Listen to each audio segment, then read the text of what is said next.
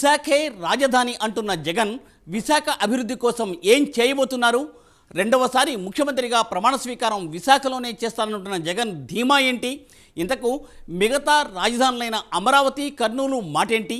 ఎన్నికల అనంతరం ఏం జరగబోతోంది?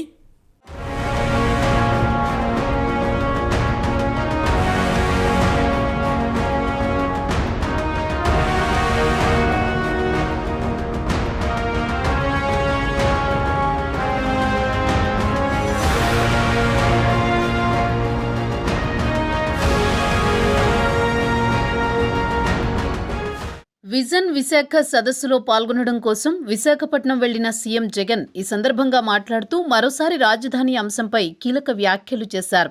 వచ్చే ఎన్నికల్లో గెలిచాక వైజాగ్లోనే ప్రమాణ స్వీకారం చేస్తానని ప్రకటించారు. ఎన్నికల తర్వాత విశాఖలోనే ఉంటాను అని చెప్పడంతో వైజాగే పాలనా రాజధాని అని మరోసారి చెప్పకనే చెప్పారు. జగన్ మాట్లాడుతూ 3 రాజధానుల అంశంపై కీలక వ్యాఖ్యలు చేశారు. కాస్త మెరుగులు దిద్దితే విశాఖ మంచి రాజధాని అవుతుందని, ఇక్కడ ఆర్థికపరమైన వృద్ధి బాగుందన్నారు. ఇప్పుడు అమరావతిలో రాజధాని అభివృద్ధికి 1,00,000 కోట్ల రూపాయలపైనే ఖర్చు చేయాలని చెప్పుకొచ్చారు. 10 ఏళ్లలో హైదరాబాద్, చెన్నైకి పోటీగా వైజాగ్ ఉండాలన్నారు. అందుకని అమరావతిని శాసన రాజధానిగా, కర్నూలును న్యాయ రాజధానిగా ప్రకటించామని తెలిపారు.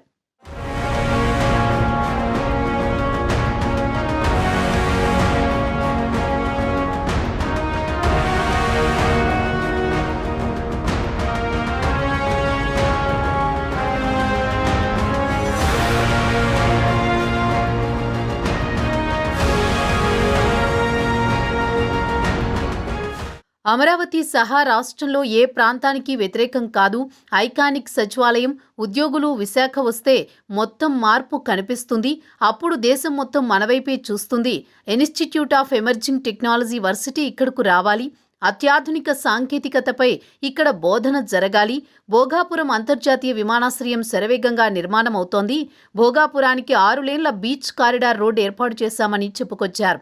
త్వరలో జరగబోయే ఎన్నికల్లో తామే గెలవబోతున్నామని చెప్పారు వైఎస్ జగన్. ముఖ్యమంత్రిగా విశాఖపట్నంలో ప్రమాణ స్వీకారం చేస్తానని ప్రకటించారు.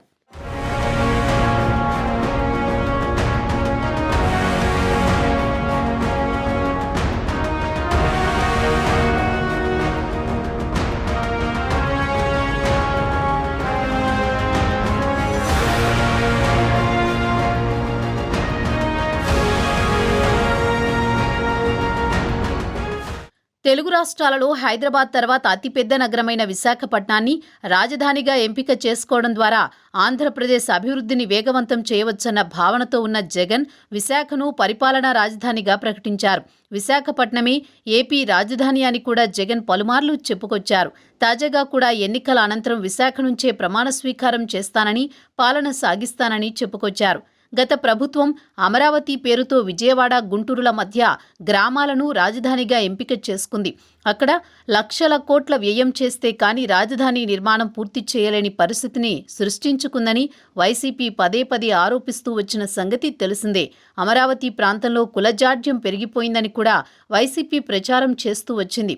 అదే విశాఖ అయితే పెద్ద నగరం కావడం, అక్కడ ప్రభుత్వ భూములు అందుబాటులో ఉండడం, కాస్మోపాలిటన్ కల్చర్, కులాల రొంపి పెద్దగా లేకపోవడం వంటివి అడ్వాంటేజ్గా మారాయి. అక్కడకు పెట్టుబడిదారులు రావడం, ఐటీ వంటి పరిశ్రమలు పెట్టడానికి ఆసక్తి కనబరుస్తుండడం కూడా కలిసి వస్తోంది. ఈ నేపథ్యంలో జగన్ విశాఖను రాజధానిగా ప్రకటించారు. అయితే అమరావతి, కర్నూలుకు కూడా తాను వ్యతిరేకం కాదని చెబుతున్నారు. అయితే 3 ప్రాంతాల అభివృద్ధికి జగన్ ఇంతవరకు ఏమీ చేయలేదని అటు టీడీపీ, జనసేన విమర్శిస్తున్నాయి.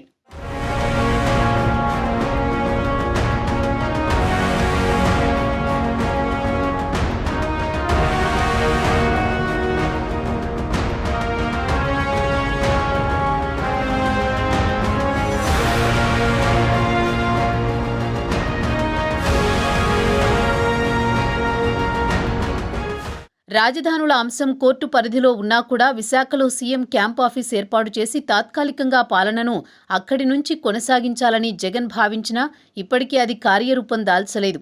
దీంతో అందరిలోనూ విశాఖ రాజధానిగా ఉంటుందా ఉండదా అన్న మీమాంస నెలకొంది. దీంతో తాజాగా జగన్ ఎన్నికల అనంతరం విశాఖ నుంచే పాలన ఉంటుందని ప్రకటించి ఉత్తరాంధ్ర సదస్సులో ఉత్సాహం నింపారు. అయితే విపక్షాలు మాత్రం అమరావతికి సపోర్ట్ చేస్తున్నాయి. జగన్ 3 రాజధానుల ప్రకటన అనంతరం రాజధాని విషయంపై అధికార ప్రతిపక్ష పార్టీల మధ్య వార్ జరుగుతూనే ఉంది.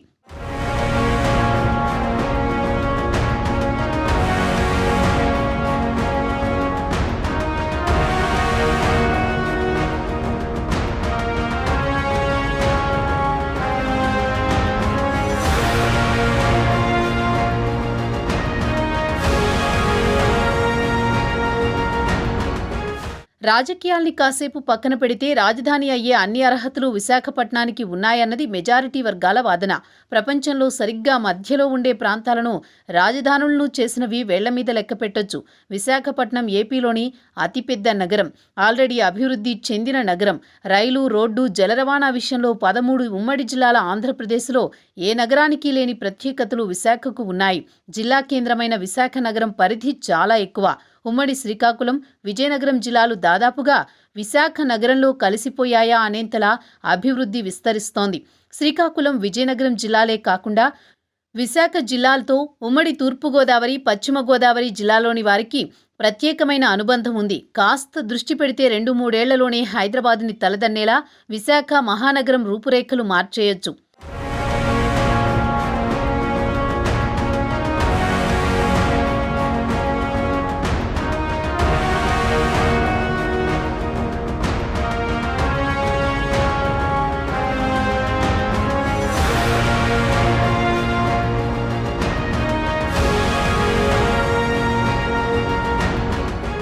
స్టీల్ ప్లాంట్, షిప్ యార్డ్ కారణంగా దేశంలోని వివిధ రాష్ట్రాలకు చెందిన వారు విశాఖలో దశాబ్దాలుగా స్థిర నివాసాలు ఏర్పరచుకోవడంతో విశాఖ భిన్న సంస్కృతులకు నిలయంగా విలసిల్లుతోందనే చెప్పాలి.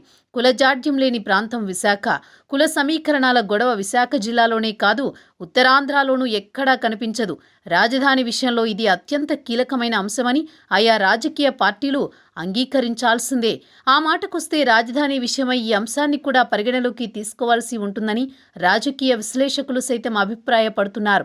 రోడ్డు, రైలు మార్గాలు, విమానయానం, నౌకాయానం ఇలా అన్నింటికీ విశాఖ అత్యంత అనుకూలమైన ప్రాంతం. హైదరాబాద్ తర్వాత ఆ స్థాయి విమానాశ్రయం తెలుగు రాష్ట్రాల్లో విశాఖపట్నంలో మాత్రమే ఉంది. రైల్వే పరంగా దేశంలో ఎక్కడికైనా రవాణా మార్గం ఉంది. కోల్కతా, చెన్నై ప్రధాన రహదారికి మధ్యలో విశాఖ ఉంది. విశాఖ పోర్టులోని ఇంపోర్ట్ అయ్యేవన్నీ విశాఖ నుండి రోడ్డు మార్గంలోనూ, రైలు మార్గంలోనూ వివిధ ప్రాంతాలకు తరలి వెళుతుంటాయి. విశాఖ పర్యాటకుల పాలిట స్వర్గధామం అన్న విషయాన్ని విస్మరించకూడదు. ఇలా చెప్పుకుంటూ పోతే 1,00,000 అనుకూలతలు విశాఖకు ఉన్నాయి. ఇన్ని అనుకూలతలు ఉన్న విశాఖను రాజధానిగా ప్రకటించాలని రాష్ట్ర విభజన సమయంలోనే పెద్ద ఎత్తున డిమాండ్స్ వచ్చాయి. ఇప్పుడు ఆ దిశగా జగన్ విశాఖను రాజధాని చేయాలని పట్టుబట్టి అడుగులు వేస్తున్నారు. చూడాలి మరి విశాఖ విషయంలో ఏం జరుగుతుందో అన్నది.